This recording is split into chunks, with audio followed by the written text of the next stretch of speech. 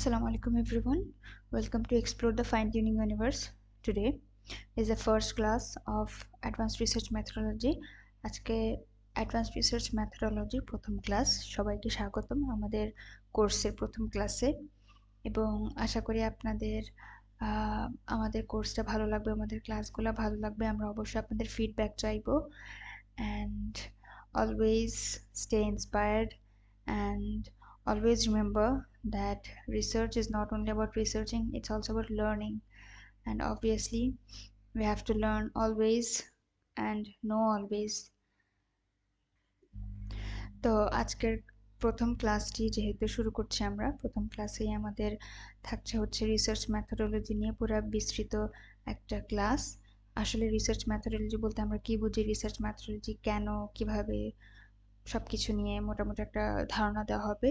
তো আপনারা প্রত্যেকদিন চেষ্টা করবেন যখনই ক্লাসটা আপলোড করা হবে ঠিক ওই টাইমে ক্লাসটা দেখে নিতে, তাহলে আর পরে ল্যাগিং হবে না। হলে পরে কাজ পাইল আপ হতে থাকে, স্ট্যাক আপ হতে থাকে, যেটার পরে আসলে দেখা হয়ে ওঠে না।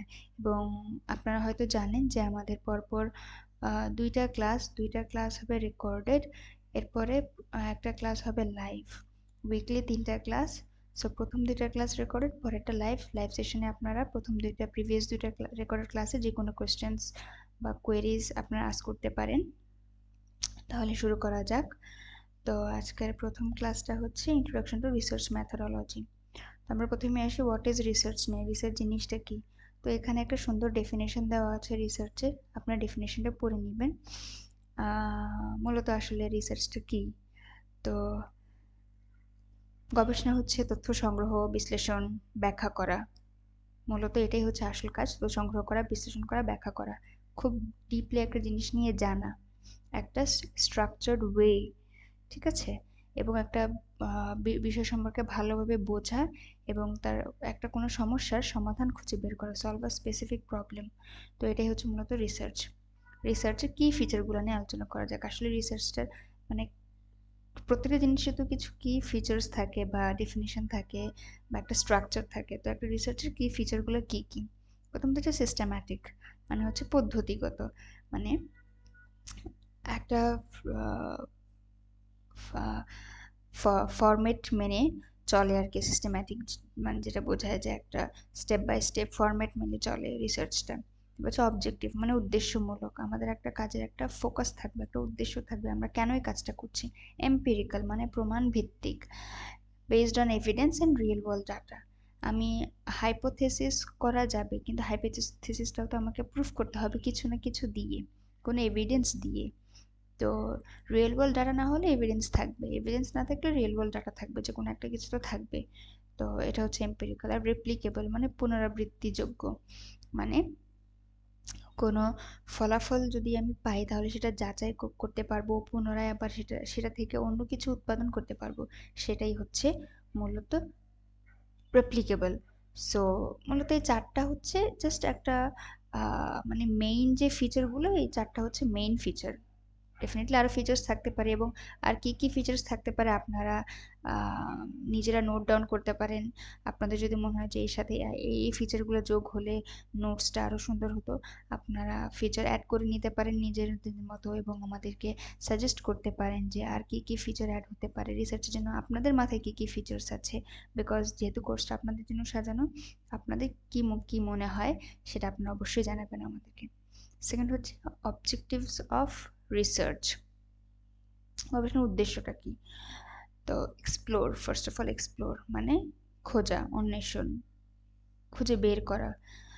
তো আমি কোনো একটা সাইড বা টপিক বা ডোমেইন এরিয়া এক্সপ্লোর করতে চাই। ডিসক্রাইব, বর্ণনা, এক্সপ্লেন, ব্যাখ্যা।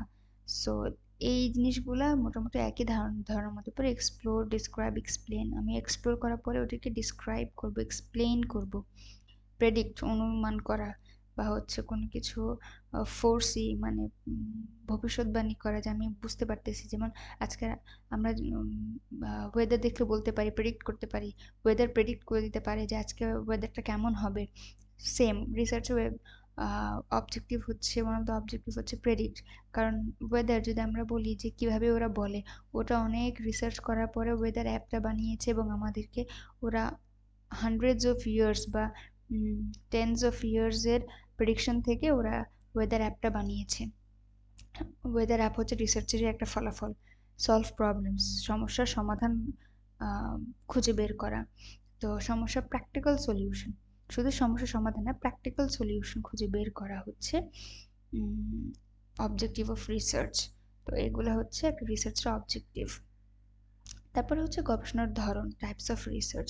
গবেষণার কী কী ধরন থাকতে পারে? এক হচ্ছে পারপাস, আমার উদ্দেশ্যটা কি, পারপাস কি কি আছে, মানে কি কি ধরনের রিসার্চ হতে পারে, তার মধ্যে হচ্ছে পারপাস অনুযায়ী রিসার্চের ধরন হতে পারে, মেথোডোলজি অনুযায়ী, অ্যাপ্রোচ অনুযায়ী। তো পারপাস অনুযায়ী হচ্ছে বেসিক এবং অ্যাপ্লাইড। বেসিক হচ্ছে জাস্ট এক্সপ্লোর করা, but we are not solving anything from that, and problem solving we are exploring and solving also, that is applied. একটা হচ্ছে methodology, qualitative, quantitative, mix methods. আমরা types of research methodology নিয়ে, মানে research methodology type নিয়ে একটা পুরা detailed video আছে আমাদের স্যাম্পল ক্লাসগুলোতে, আপনারা দেখে নিতে পারেন। লাগলে আমি ক্লাসরুমে আপলোড করে দিব, কোনো সমস্যা নেই। তারপর হচ্ছে অ্যাপ্রোচ, দৃষ্টিভঙ্গি বা আমার উপস্থাপনার ধরন, সে অনুযায়ী আছে ডিসক্রিপটিভ, এক্সপেরিমেন্টাল, অ্যানালাইটিক্যাল। এগুলো হচ্ছে টাইপস অফ রিসার্চ। ঠিক আছে, okay. Why is important research important in academics? অ্যাকাডেমিক্সে রিসার্চ ইম্পর্টেন্ট কিসের জন্য? আচ্ছা, অ্যাকাডেমিক্সে হচ্ছে এনহ্যান্সেস নলেজ। আমাদের বাংলাদেশের বিশ্ববিদ্যালয়গুলোতে রিসার্চ মেথোডোলজি নামে একটা কোর্স দিয়ে থাকে। ডিফার করে, ভ্যারি করে কোন ইউনিভার্সিটিতে কত ক্রেডিট। তো রিসার্চটা করতে হয় একটা কোর্স হিসেবে। তো এটা হচ্ছে একাডেমিক্স পাস করার জন্য, কিন্তু আমাদের নিজেদেরও তো লাগে। বাইরে কোনো আপনি হায়ার স্টাডির জন্য অ্যাপ্লিকেশন করবেন, কোথাও আপনার কাছে থিসিস চাইবে বা রিসার্চ চাইবে, তখন আপনার সেটা দিতে হতে পারে। তো সেই জন্য অ্যাকাডেমিক্সটা মূলত রিসার্চটা মূলত অ্যাকাডেমিক্স ইম্পর্টেন্ট আমার নিজের বেনিফিটের জন্য, আমার ফিউচারের জন্য, দুইটার জন্য। এবং জ্ঞান অর্জনের জন্য তো অবশ্যই একটা পুরা বিশ্বের সবাই আমার আমি যে ধারণাটা অর্জন করেছি সেটা সবাই জানতে পারলো। তো enhances knowledges first. Encourage innovation, ইনোভেশনকে এনকারেজ করছে, মানে হচ্ছে উদ্ভাবন, আপনি যে উদ্ভাবন করেছেন বা কোনো কিছু পেয়েছেন সেটাকে এনকারেজ করছে। তো ওইটা হচ্ছে একটা ইম্পর্টেন্স। একটা হচ্ছে বিল্ড অ্যানালাইটিক্যাল স্কিলস, মানে আমি কি কি মানে কত জিনিস অ্যানালাইসিস করতে পারি আমি কোনো কিছু।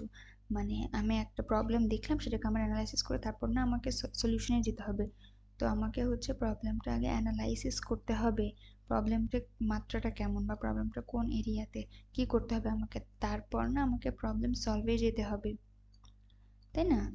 সো অ্যানালাইটিং স্কিলটা বিল্ড করতে হেল্প করে।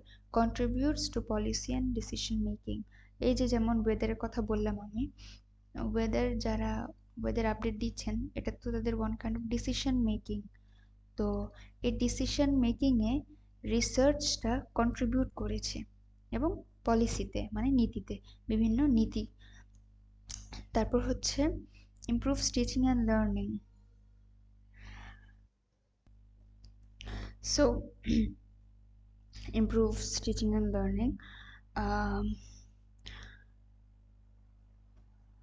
provides aberrant knowledge that enhances teaching. So তার মানে হচ্ছে improves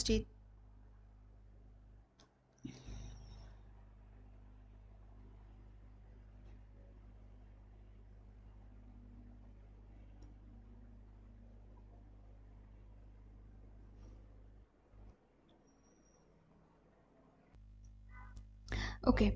তো নেক্সট হচ্ছে এথিক্যাল ইস্যুস। তো এথিক্যাল ইস্যুসটা হচ্ছে কি, আপনাদের হচ্ছে আমরা যখন কোনো কাজ করি, রিসার্চ রিলেটেড কোনো কাজটা করতে যাই, তখন দেখা যাচ্ছে যে আমি এথিক্যাল ইস্যুসটা মানে মেনটেন করতে খুব প্রবলেম হয়ে যায় আমাদের।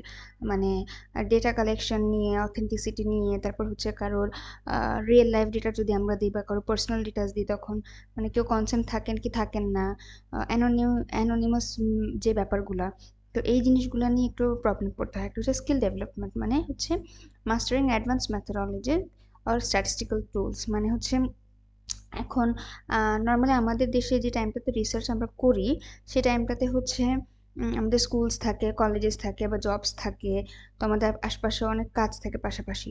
তো তখন দেখা যাচ্ছে যে নতুন করে আবার একটা নতুন অ্যাডভান্স টুল বা একটা কোড শেখা রিসার্চের জন্য খুব টাফ হয়ে যায়, টাইম ম্যানেজ করতে খুব টাফ হয়ে যায়। তো এই জিনিসগুলো হচ্ছে normally challenges in the research. তো এই জিনিসগুলো মাথায় রাখতে হবে রিসার্চ করার সময়। তো মূলত আজকের ক্লাসটা সাজানো হয়েছে হোয়াট ইজ রিসার্চ নিয়ে, অবজেক্টিভস অফ রিসার্চ নিয়ে, টাইপস অফ রিসার্চ, রিসার্চ কেন academics important, characteristics of good research, research process, challenges in research. তো আমি ব্রিফলি সব কিছু এক্সপ্লেন করে দিয়েছি। আপনাদের যদি কারো কোনো প্রবলেম থাকলে ডেফিনেটলি আপনারা হচ্ছে ক্লাস নেক্সট ক্লাসে, লাইভ ক্লাসে, মানে হচ্ছে আমাদের ক্লাস 1 আর ক্লাস 2 হচ্ছে রেকর্ডেড হবে। ক্লাস লাইভ ক্লাস 1 হবে আমাদের থার্ড ক্লাস, যেটা লাইভ ক্লাস 1 হবে আমাদের থার্ড ক্লাস যেটা।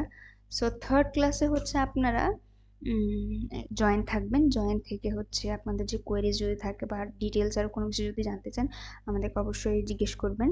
আর প্রত্যেকটা রেকর্ডেড ক্লাসের সাথে আপনাদেরকে একটা করে অ্যাসাইনমেন্ট দেওয়া হবে, ইন্ডিভিজুয়াল অ্যাসাইনমেন্ট। তো ইন্ডিভিজুয়াল অ্যাসাইনমেন্টগুলো আপনারা যার অ্যাসাইনমেন্ট তিনি সাবমিট করবেন গুগল ক্লাসরুমে, সমস্ত কিছু ক্লাসরুমে দিয়ে দেওয়া হবে।